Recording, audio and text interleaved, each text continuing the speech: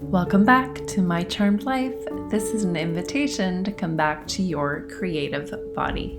Hi, Goddess. Desiree here. I'm your host of My Charmed Life podcast, and I'm so excited to be here with you today. I wanted to talk a little bit about and share my experience of the transformative power of movement. You might notice I do this a lot. I use my hands, I gesture. I'm a dancer by trade, and so this comes very naturally to me. When I was a little girl, maybe like some of you, my mom put me in dance class, ballet, and fell in love with my goddess of a teacher. I loved the way she walked and stood, and I wanted to be like her when I grew up, and that's exactly the trajectory that I followed. Now, over the years, I've developed my own form of movement that I now call gush dance, Gush, gush, like gushing your feelings, gushing with emotion. I think a lot of us are like pressured cookers, sort of walking around, needing to let off steam, just like if we're in traffic and we might notice that we get a little bit of road rage, it's because there's stored energy there. It's not really necessarily what's happening in the moment. It's what has happened before and a lack, repression, suppression of deep felt emotion. And so dance is the best way that I know to release and open up this pressure cooker, use creativity and play to let those emotions go and to ultimately just feel really amazing.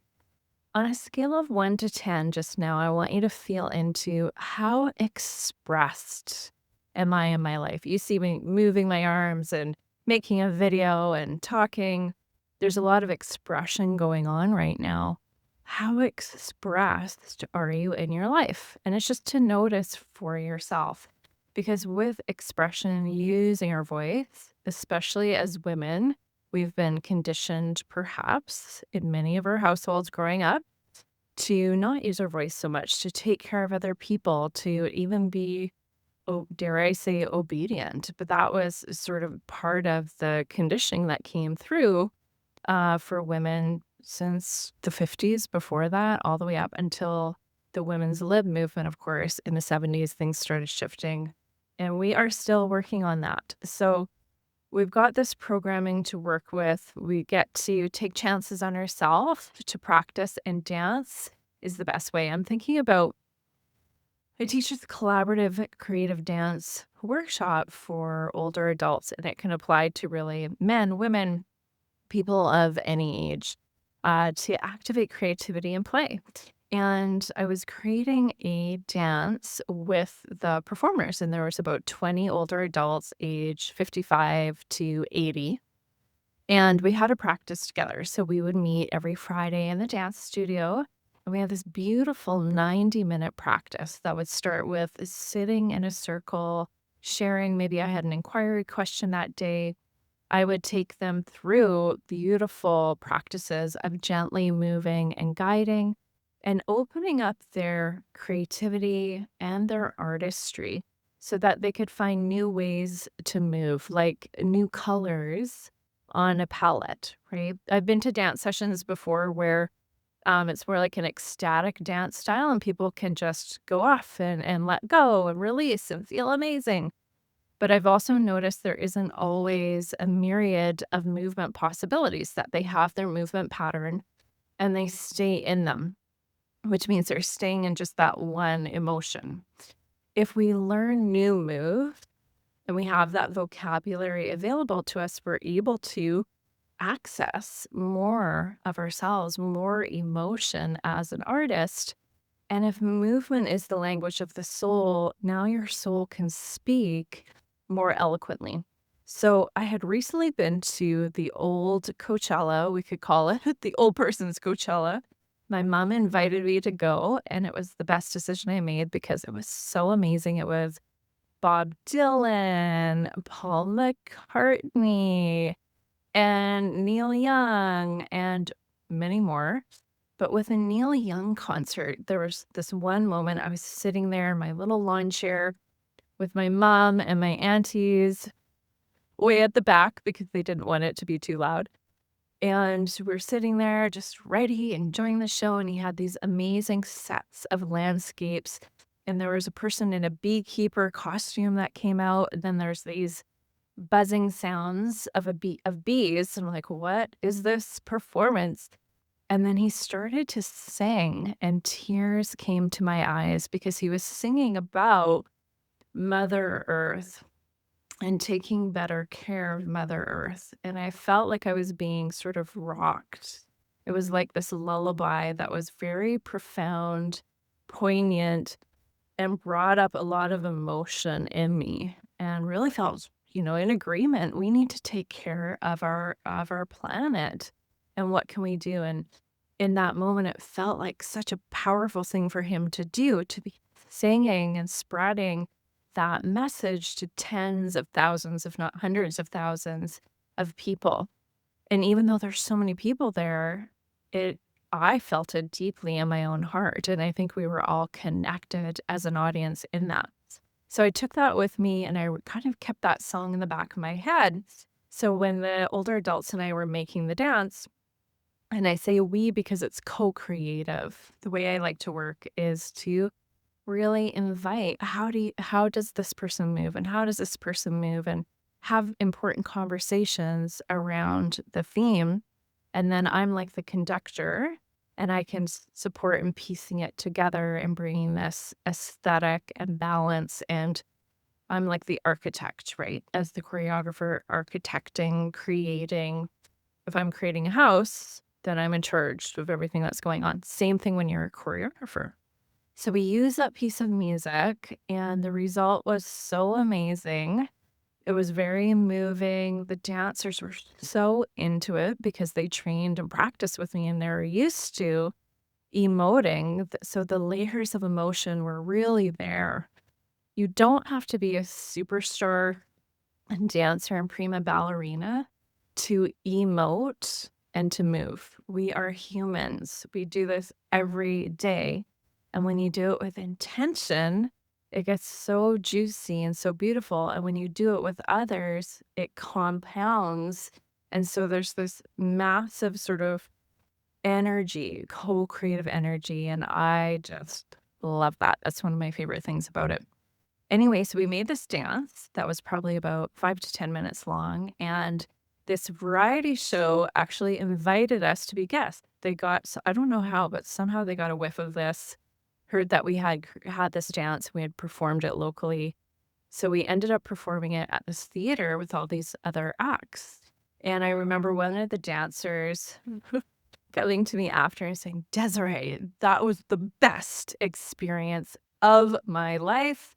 She was over the moon. She was so proud of herself for getting on that stage with other professional acts. And to this day, she still talks about it. Remember that time when we did the Oh Mother dance at the Rio Theater? And I thought that was just so fun, making memories together, right? So that's the transformative power of movement.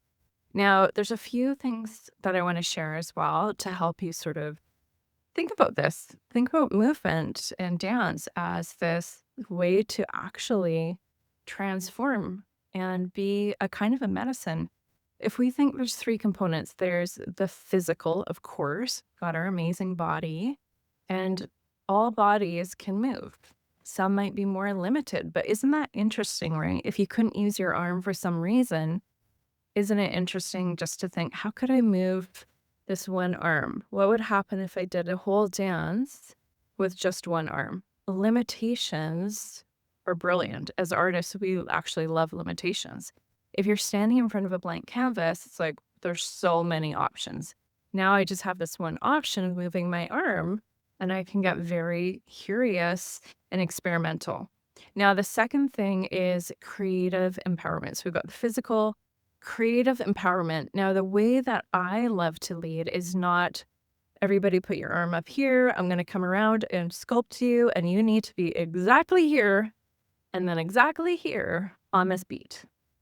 I did that for decades and I love it. And it's a huge part of me and a structure that supported me to become an athlete and professional dancer that traveled all over the world. But what I am excited about is creative empowerment for all people, not just professional dancers, where you're unlocking creative potential within you. You are taking risks, right? So in a session, I might invite you to move from your fingers. And then I might invite you to open and close your arms like wings. And all through this process, you're just feeling, there would be music, there would be other people doing the same thing. And then you might take a risk. You're like, oh, what if I lean to the side?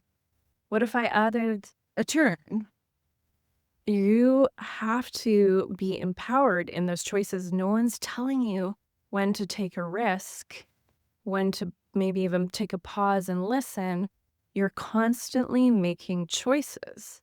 So in a world where we might feel like we're sometimes isolated, closed off, we have decisions to make all day long, problems to solve all day long, we're sort of maybe even exhausted from that. In a creative, artistic setting, it's so liberating because it's ultimately it's play.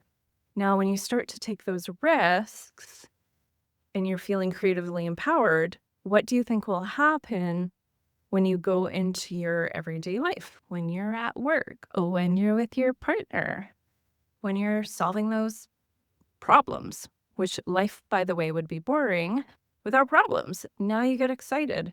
Well, let's get creative. Let's think outside the box. This is all about stretching our imagination to be outside the box and also connecting deeply to intuition. And I love, love, love to teach intuition development skills alongside the dance so that we don't just do the same move all the time. If we're opening and we feel safe and supported and held by the facilitator, then we can take those chances. And in my case, I would lead you to open your intuition, your connection to the divine, to the muse, so that inspiration can pour in and you actually start to express in a way that's beyond just you and your soul's language. It's something else. There's inspiration pouring through and out. And this can bring, in my experience, bring myself into a deep flow state. And I've been on stage and there's been a couple moments. I remember I was doing this solo with this red, short, velvety dress. I was in my 20s at the time. And the dance was about being in your 20s. This vitality, being like a racehorse, where you need to move, move, and move and discover. And so there was a lot of ups and downs and twirls and here and there. And I almost felt like I was going to throw up almost every single time I did this dance. And it really felt super intense. And I remember being with the choreographer, and she was training and getting me to do this. She's like, we're going to do it 3 times today, because if you can do it 3 times without throwing up, then you can do it 1 time really good. So that's the kind of rigor that was being asked of me. So what happens? We get into peak state. We get into peak performance shape. We're ready for the task, and we're doing it now in front of an audience. You're being, there's a bit of pressure there to do your best, and a good kind of pressure. I enjoyed that. And then I probably performed this 50 times, but there was one time I will never forget, because I entered onto the stage. There was live music. There was a singer, this beautiful woman. She looked like Bridget, Saint Bridget, with the red hair, and she had a drum. And she had a voice. It was like operatic. Her voice, I can still hear the kind of trill in my head. And the dance ensued. It was about 10 or 12 minutes long, and I was just going along.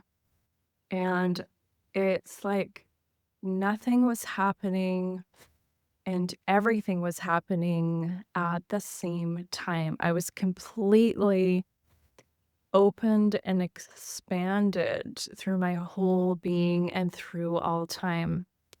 all I really remember is the beginning and a bit of that feeling, and then the ending, walking off stage and thinking to myself, I don't remember anything that just happened. Have you ever had that feeling where you're going along and you're doing something powerfully and then you can't remember?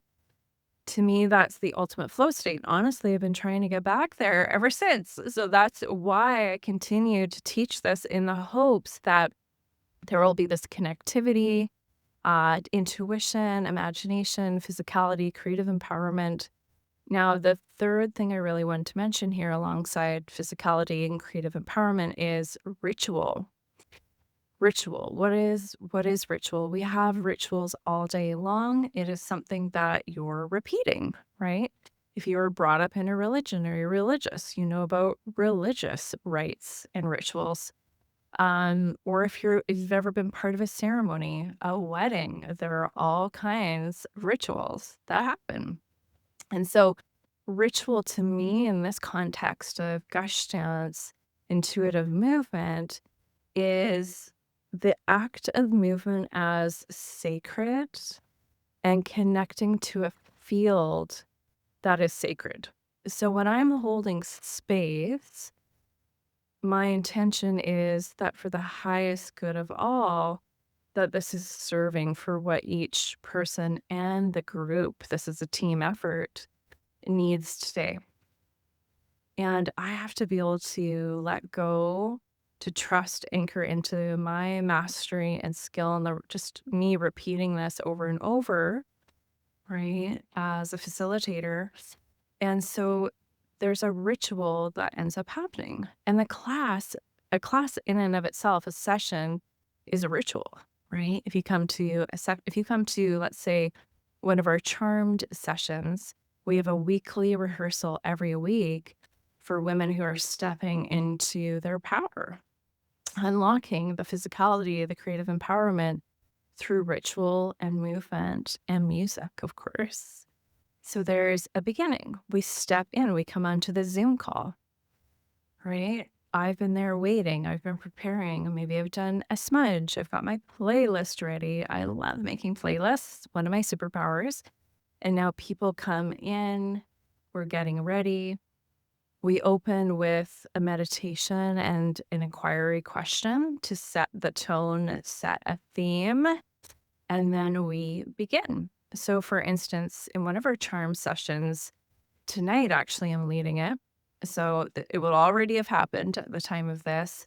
We're exploring this portal of the fire horse in Chinese astrology. And what does that mean? What is the fire piece? What's the horse piece together?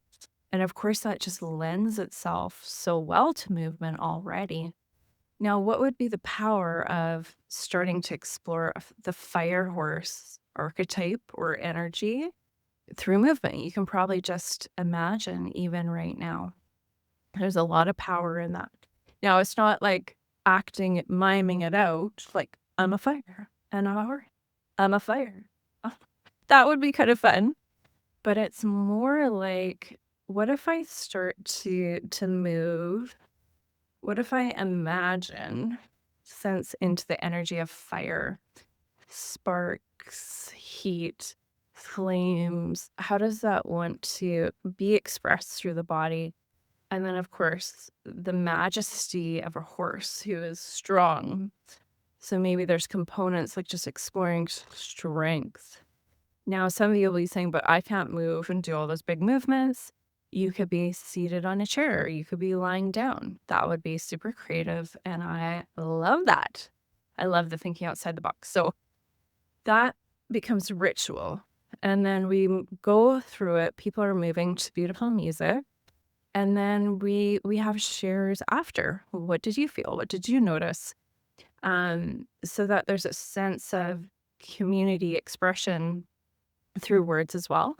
And then we wrap it up with another meditation. And all of that takes maybe an hour or less when we do it on Zoom. So a simple ritual, if you're wondering, where can I go with this? What can I do? I would love for you to just come away today with a very simple ritual for yourself.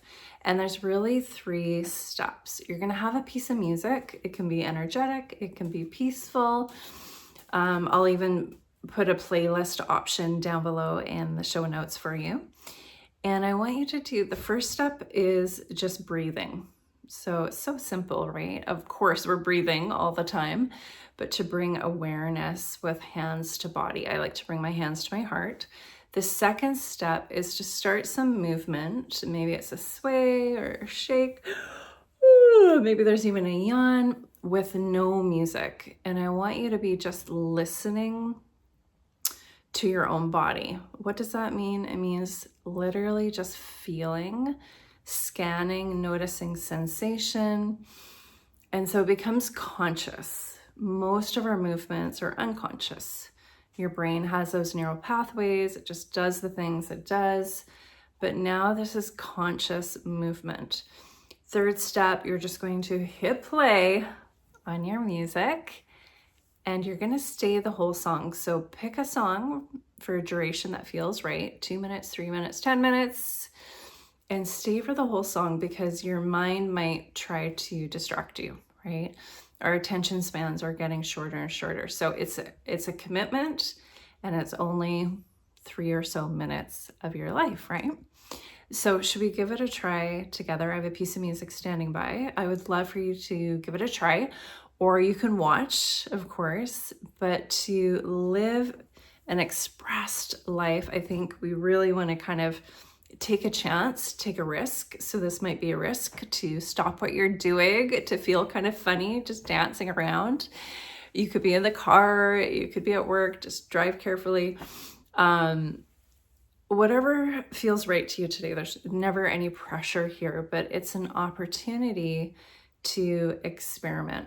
How we do something one way is how we end up doing it other ways. So if you take a little chance and you feel like there's a risk, like, ooh, I'm going to do a little dance right now, I promise you that when you take a risk, you're going to feel a reward, right? I can almost guarantee that after you'll think, oh my gosh, I just did that and I do feel different. I changed how I felt. I changed my state. Maybe if you're lucky, you get into a little bit of flow, right? This is fertile ground for something. Remember, we're saying this is a transformational experience. So there's opportunity that this ritual together will transform you, how you're feeling, how you're thinking, how you're being in the world. So it's a great opportunity. Hopefully I've talked you into it. Now, let's rub our hands together. Good job, my friend. Thanks for staying all the way through. And take a nice deep breath. Bring your hands to your body. Good. And let's breathe together. It doesn't have to be a lot. 3 deep breaths. This is where we build that awareness. Inhale and exhale. And 2 more. Feel your feet on the earth.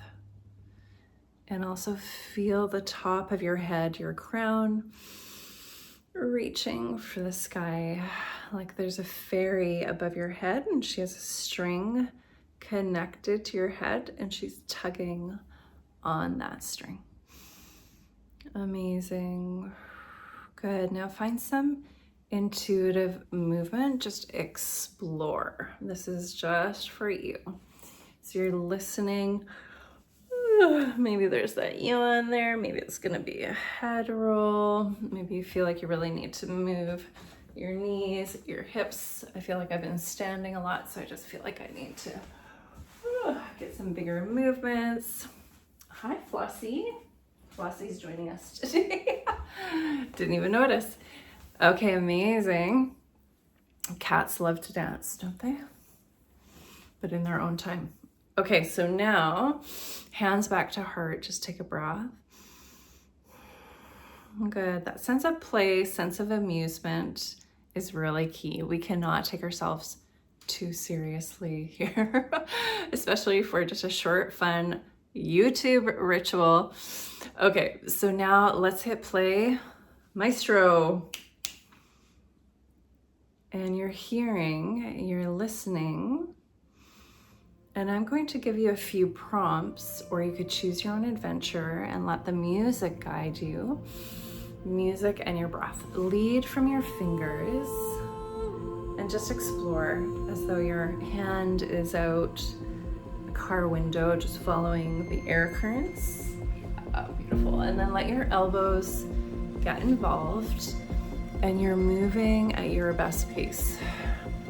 And in a way that's going to feel amazing. That's going to feel wonderful for your body. Change anything. Think of everything I say as an invitation. Now take it more into your arms. It can be asymmetrical. You could just repeat the same thing over and over. And now every once in a while, take a pause. So you're moving, moving, moving, and then suspend and pause. And let's go again from the arms. You can let more of your body be involved if you want. Move, move, move. And then suspend. Feel this as a kind of sacred pause. There's a lot of potential. Listen for the instinct. And let's go one more time. So you're gonna move.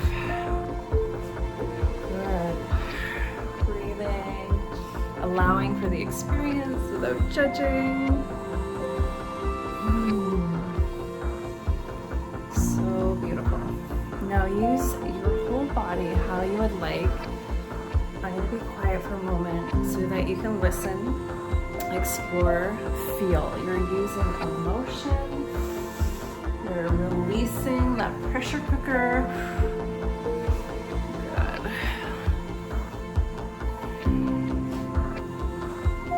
Dance teaches us to let go. Because if the thinking comes in, it's very challenging to express. So to get into flow and just being and enjoying, we're letting go. And just 10 more seconds. You're amazing. 10, 9, 8, 7, 6, 5, 4, 3, 2, 1. Woo! So good. Give it a little shake, shake, shake. How do you feel? Let me know in the comments down below how you're feeling or how this is impacting you today. I would love to know. Connect with our community in the comments. That's a great way to stay connected. So just to review, we're talking about the transformative power of movement, how physicality, ritual, creative empowerment, all together allow us to release emotions, unleashes creativity, enhances intuition, and really allows us to play. Didn't that feel like playing? I think so often we get so caught up in adulting that we forget to play. What if play was the most important thing that you could do today? And I'm just thinking of just one last little story here I want to share with you of how the results that can happen from this. I remember teaching a dance session. This is for little kids, actually 8-year-olds, and they were super rambunctious. This one day I thought, we've got to do something here. So I got this big foam roller, the kind you might see in a gym or in a dance class, and we stood in a circle, and I held the foam roller, and I said, we're going to go one by one. You're going to hold this foam roller, go into the center of the circle, and you're going to whack it on the floor, nowhere else, as hard as you can for about 30 seconds. Who's in? And of course they're all like, yeah. And we did it. So they go one by one, they're in there, and it kind of bounces off the ground. You really can't hurt anything, which is the beauty of that. But they're letting off steam. They're literally releasing from the pressure cooker, and it's the energy of anger, which is similar to passion. But to release frustration and anger that's been pent up is so powerful. So by the time we finished, we're all laughing, which was also helpful. We're gonna get all out. So we stood there and I said, okay, everybody, how do you feel? And we actually went around the circle, and a lot of them said calm, peaceful, happy, relaxed. They were so calm and so focused now for the rest of the class. It was the best intuitive hit moment ever. And I've continued to use these as sort of rage rituals, even in our charmed Zoom sessions as well, because of the calm and the peace, right? We all have anger locked up inside of us. We all have grief locked up inside of us. Those are just two examples.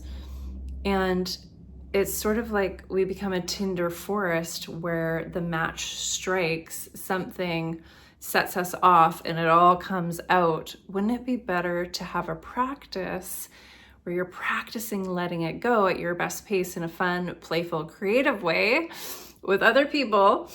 So you're actually witness to that. So it makes it extra powerful so that you're now feeling calm and relaxed. Now you have a tool that you can actually do for yourself, right? So instead of just waiting to explode, we're getting skills and tools, practices and guidance with our community, with other people doing the same thing who are like-minded. This is super, super powerful.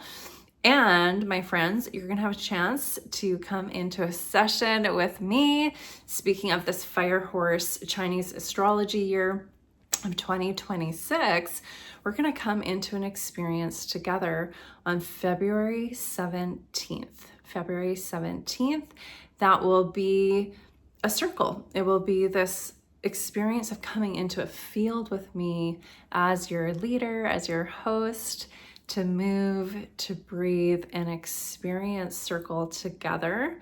And we'll tap into that fire horse energy, and you'll get to see how it supports you. The energy of courage and passion, going for things where you might normally hold back, and setting an intention for yourself. You'll come away with clarity around what your next tiny, brave, and maybe a big, brave step is. This is really important to me, that you have clarity so that you have somewhere to focus, somewhere the universe can kick in, bring energy for you, and then you're off and running, right? Where you might be kind of sitting there tapping your foot thinking nothing's happening. This is going to be that kind of fuel where it ignites you in the direction that you really, really want to be in. And I think for lots of us, no one ever asks us, what will make you happy? What would you like? What would you really like?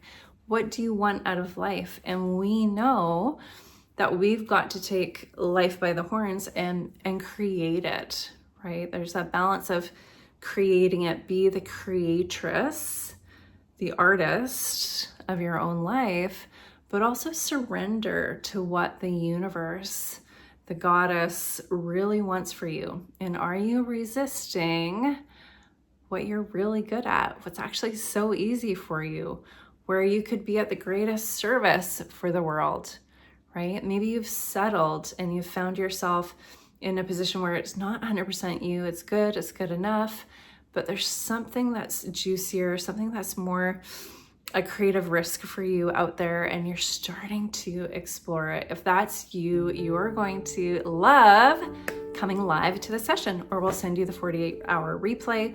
So just type the words Fire Horse, 2 words, down below, and we're going to send you a special invitation. Thank you so much for joining today. I hope that was helpful, and we'll see you next time. In the next video, I'm going to talk about lunar cycles and the benefit of lunar cycles, how we can connect to the different phases of the moon to really enhance more flow in our own life. I hope I'll see you there. Lots of love and sparkly fingers. Woo! Bye, everybody.